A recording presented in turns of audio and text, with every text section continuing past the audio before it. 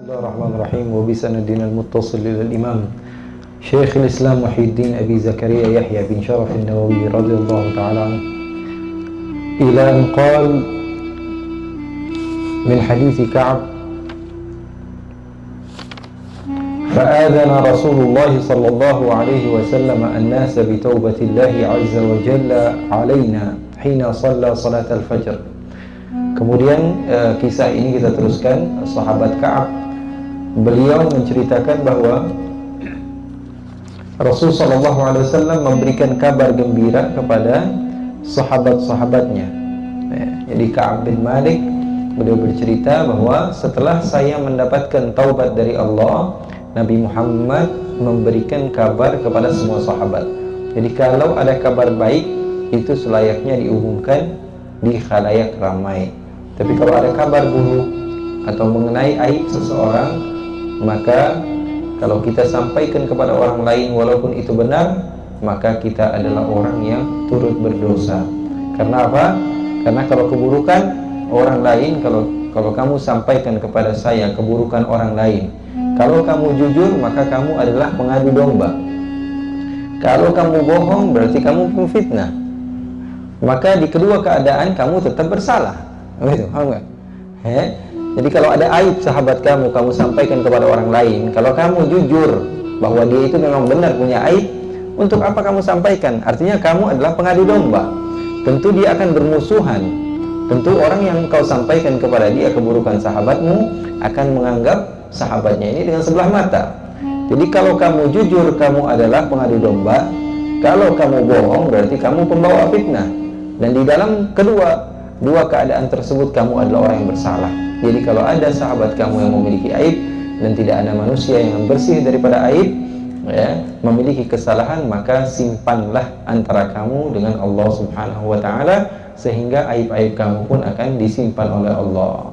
Kata Rasul sallallahu alaihi wasallam, man satara aiba akhihi satarallahu yaumul qiyamah. Ma'anal hadis, Rasul sallallahu alaihi wasallam beliau bersabda, barang siapa yang menutupi aib sahabatnya di dunia, aib-aibnya akan ditutup oleh Allah pada hari kiamat.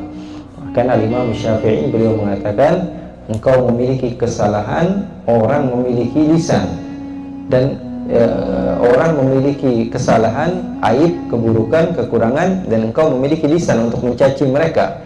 Jangan pernah lupa bahwa engkau juga memiliki kesalahan dan orang lain memiliki memiliki lisan untuk berbicara yang buruk kepadamu. Rasulullah SAW, min hadihi, di antara akhlaknya Rasulullah SAW, Rasulullah SAW kalau temannya ada melakukan kebaikan, Rasulullah SAW kasih tahu kepada orang lain. Maka di sini fa'adzana Rasulullah sallallahu alaihi wasallam an-nasa bi taubatillahi azza wa jalla alaina. Adzana artinya apa? Mengiklankan, memberikan kabar. Paham tuh? Kepada manusia-manusia semua bahwa Allah telah menerima taubat kami. Jadi itu di antara ciri-ciri Rasulullah. Hina shalla salat al-fajr, ketika Rasul sallallahu alaihi wasallam salat fajar. Jadi kabar baik ini nggak boleh ditunggu-tunggu. Diam-diamin dulu lah, diam-diamin dulu, jangan langsung kasih kabar. Misalnya teman kita mendapatkan kabar gembira, langsung kasih tahu supaya dia bahagia dan tidak menunggu-menunggu. Rasulullah SAW begitu. Ini salat fajar. Setelah salat fajar, Rasulullah SAW langsung memberikan kabar gembira tersebut. Fadhahaban nasu yubashshiruna. Begitupun para sahabat Nabi, yang mereka lakukan adalah mereka ketika mendapatkan kabar gembira tentang seseorang cepat begitu. Kalau kita terkadang kalau orang memiliki kesalahan cepat gitu, oh tuh dia tuh salah tuh, oh tuh dia tuh nggak benar. Kalau orang melakukan kebaikan, memang semua manusia punya kelebihan kok, nggak perlu dikasih tahu. Gitu manusia begitu. Fadhahaban nasu yubashshiruna. Maka sebagian sahabat memberikan kabar gembira kepada kami. Perintah Rasul, basyiru wa la tunaffiru. Kata Rasulullah SAW, berilah kabar gembira. Itu di antara hadis Rasul sallallahu alaihi wasallam dan hadis sahabat ridwanullahi alaihim. Fadhahaba qibala sahibayya mubashshirun. Maka orang-orang datang memberikan kabar gembira kepada kedua sahabat saya juga. Jadi beliau berapa orang? Berapa orang? Ka'ab bin Malik 3 orang. Di antaranya wa rakaba ilayya rajulun farasa. Salah seorang di antara mereka dari masjid bergegas begitu datang membawa kudanya. Wa sa'a sa'in min aslama qibali wa ufa 'ala al-jabal fa kana as-sawtu asra'a min al-faras. Salah seorang di antara mereka dari Bani Aslam juga lari sekencangnya, jadi mengambil jalan dari gunung begitu. Jadi dia teriak begitu, ya Ka'ab, dari jauh gitu. Bahkan katanya suara lebih cepat sampainya daripada kuda. Suaranya orang-orang berebut nyari memberikan kabar gembira gitu. Memberikan kabar gembira karena mereka memang sudah lama begitu. Kesian sama temennya, bayangin. Salam nggak ada yang jawab, ngobrol nggak ada yang dengerin, nawar harga didiemin, dikacangin, dikacangin. Maka ketika Rasulullah SAW memberikan kabar gembira adanya apa? Adanya taubatnya Allah, maka mereka bergegas untuk memberikan kabar gembira tersebut. Falamma ja'ani alladhi sami'tu sawtahu yubashshiruni naza'tu lahu thawbayya fakasawtuhuma iyyahu bi busyrah. Kata beliau, tatkala aku mendengar sahabatku memberikan kabar gembira tersebut kepadaku, nah ini diantara apa? Hadius sahabah. Beliau cari apa yang beliau miliki, beliau berikan kepada orang yang membawa kabar gembira tersebut. Itu harus dicontoh. Kita melihat orang yang baru, atau orang yang kita suka, atau orang yang membawa kabar gembira, atau orang yang dengan keberadaannya mungkin kita akan mendapatkan pahala. Ya sudah, apa yang kamu punya? Ada tasbih di kantong, kasihin. Ada sorban, sudah, kasih sorban. Ada peci yang kamu bawa, misalnya 2, kasih dia. Kamu punya apa saja, misalnya kamu berkendaraan, naik di mobil, cari di mobil, ada barang apa, gitu, dikasihin ke dia. Itu di antara apa? Sunnah Rasulullah SAW dan sunnah para sahabat. Apalagi para sahabat Rasulullah SAW ini, mereka melebihkan orang lain. Walau kana bihim khasasa, Allah sifatkan walaupun di antara mereka adalah orang yang butuh. Ini seperti Ka'ab bin Malik. Beliau katakan, saya tidak memiliki pakaian kecuali 2 helai ini. Tapi ketika orang ini menyampaikan kabar gembira kepada saya, maka saya langsung bergegas pinjam baju sama orang dalam. 2 baju itu yang milik saya 100%, saya seketika berikan kepada siapa? Saya seketika berikan kepada orang yang membawa kabar gembira tersebut kepada saya. 3 poin yang harus kita contoh dari sahabat. Yang pertama, kalau ada kabar gembira, langsung dikabarkan kepada orang. Kalau ada kabar yang baik, maka boleh diumumkan di depan umum. Misalnya orang ini nilainya bagus, santri ini, kita umumkan di umum. Atau dia ini memiliki sifat yang bagus, tidak apa-apa, dipuji. Kalau kita yakin aman hatinya daripada riya dan ujub dan kibir misalnya. Yang kedua, kalau kita mendengar adanya kabar baik kepada seorang, maka kita kabarkan kepada dia dengan bergegas. Jangan sampai dia nunggu lama, apalagi yang seperti ini. Kalau ada sahabat kita yang terfitnah, dia mendapatkan hukum misalnya, dia harus masuk, dia harus sidang misalnya, sehingga Allah Subhanahu wa Ta'ala berikan kepada dia musibah ini, lalu dia mengatakan bahwa saya ini mendapatkan masalah yang besar, dan kamu sebagai orang yang dekat dengannya, kemudian kamu juga hadir di persidangan bahwa jaksa menentukan bahwa orang tersebut tidak memiliki hukum, maka baik bagi kamu untuk memberikan kabar gembira secepatnya kepada orang tersebut. Dan yang ketiga, orang yang memberikan kabar gembira kepada kamu, orang yang memberitahu kamu nilai kamu besar, orang yang memberitahu kabar kamu bahwa kamu mendapatkan sesuatu, orang tersebut harus kamu berikan mukafaah. Jangan mau kalah sama Abu Lahab. Abu Lahab itu dapat kabar dia punya ponakan baru, yang ngasih kabar dibebasin. Yang ngasih kabar dibebasin. Masa kalah sama Abu Lahab? Jadi kalau misalnya ada teman yang ngasih tahu, malam Rabu ini ada pengajian nih di Habib Ali. Ya sudah, bentar, saya mau ngisiin kuota kamu 25.000, lumayan ya. Gitu. Ngasih kabar gembira. Itu termasuk daripada apa? Sunnah Rasul dan sunnah sahabat-sahabat Rasul Sallallahu Alaihi wasallam. Falamma ja'ani alladhi sami'tu sawtahu yubashshiruni naza'tu lahu thawbayya. Tatkala saya mendengar orang yang datang kepada saya, suaranya memberikan kabar gembira kepada saya, naza'tu lahu thawbayya, saya lepas seketika kedua baju saya, fakasautuhuma iyyahu bibushra. Saya kemudian pakaikan sendiri kedua baju dan atau celana, istilahnya dua helai baju tersebut kepada orang tersebut, bibushrahu, pengganti daripada kabar gembira yang dia bawa kepada saya. Wallahi ma amliku ghairahuma yawma idzin. Demi Allah saya berani bersumpah bahwa saya tidak memiliki pakaian kecuali kedua pakaian tersebut itu saja.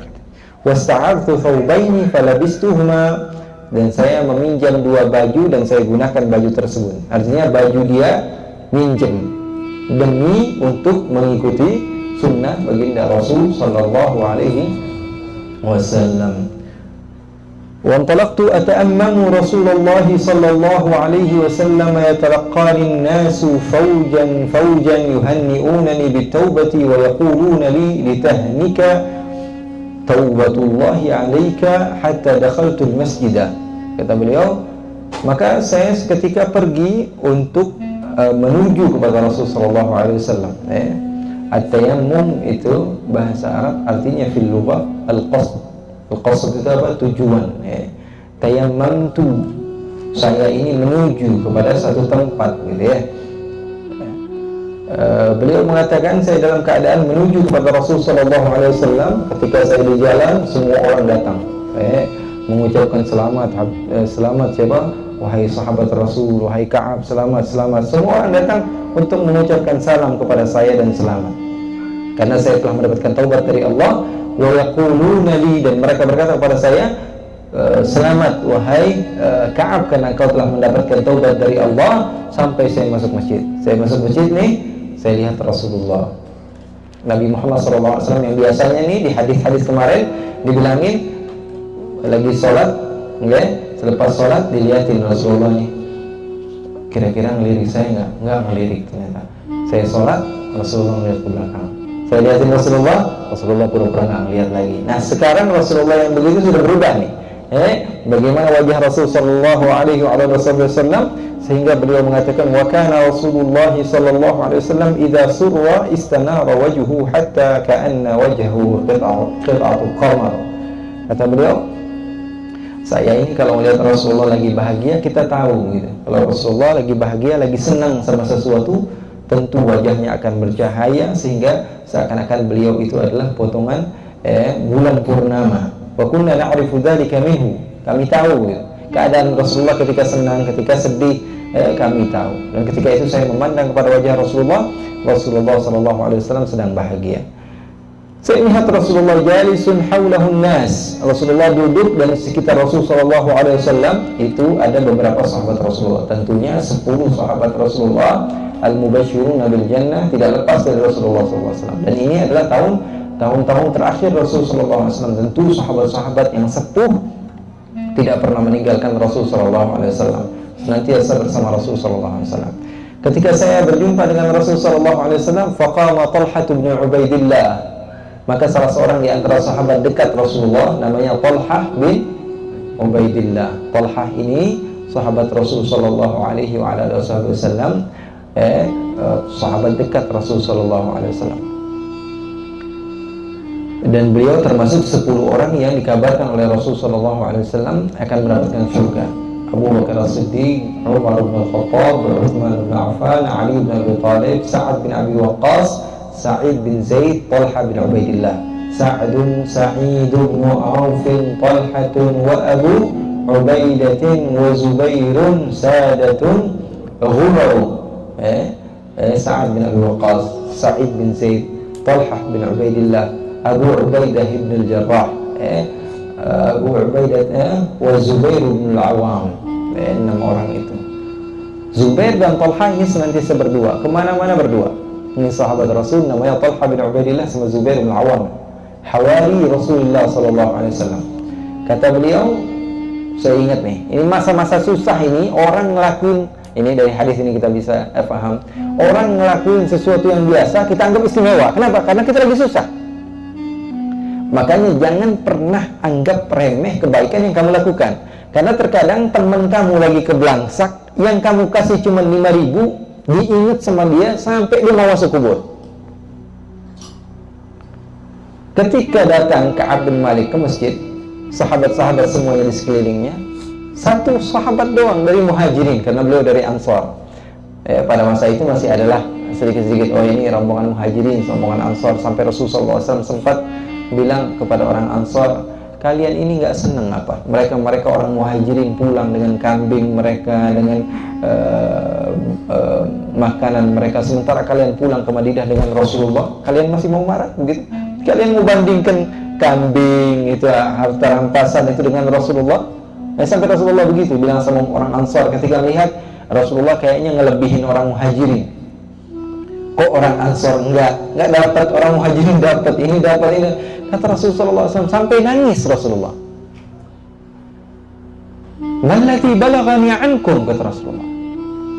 Ketika itu Rasulullah membagikan pembagian harta rampasan perang. Rasulullah lebihkan orang Muhajirin. Ini untuk orang Muhajirin. Sebagian orang dari munafik langsung, wah ini ada bahan nih buat diomongin. Bilang apa? Tuh Nabi Muhammad tuh lihat, mentang-mentang dari Mekah, sama orang Mekah baik banget, orang yang hijrah baik banget, sementara kita udah ngasih rumah, udah ngasih tumpangan, udah ngasih kampung kita, udah ngasih negeri kita, sudah ngasih tempat kepada beliau, sudah menyiapkan fasilitas, kok kita nggak dikasih apa-apa? Orang munafik paling demen kalau ada bahan-bahan seperti itu. Akhirnya sebagian di antara mereka sampai terbawa gitu. Lalu Rasulullah SAW berdiri di mimbar, kumpulkan orang-orang Ansar, lalu mengatakan, apa yang sampai kepada saya daripada ucapan-ucapan kalian, wahai Sa'ad. Ketika itu ada namanya Sa'ad bin Mu'adz, Sa'ad bin Ubadah, Sa'ad bin Ubadah, seorang pemimpin Ansar. Apa yang saya dengar dari kalian? Apakah rela kalian? Kalian lupa mereka Muhajirin pulang ke rumah mereka membawa kambing, membawa harta, dan kalian pulang membawa saya, kata Rasulullah. Sehingga Rasulullah SAW mengatakan hal yang sedemikian rupa. Ala kulli hal, kata Ka'ab bin Malik, pada saat itu faqama Talha bin Ubaidillah radhiyallahu anhu yuharwilu hatta safahani. Ketika saya datang, Talha langsung berdiri mendekat kepada saya. Selamat bro, gitu. Masya Allah, ente sudah dapat taubat dari Allah, sudah dapat maaf dari Allah. Ente Masya Allah lah pokoknya. Dipuji-puji oleh Talha bin Ubaidillah. Muharwil, al-harwalah itu lari lebih cepat begitu ya. Agak beda dengan hanya sekedar berjalan.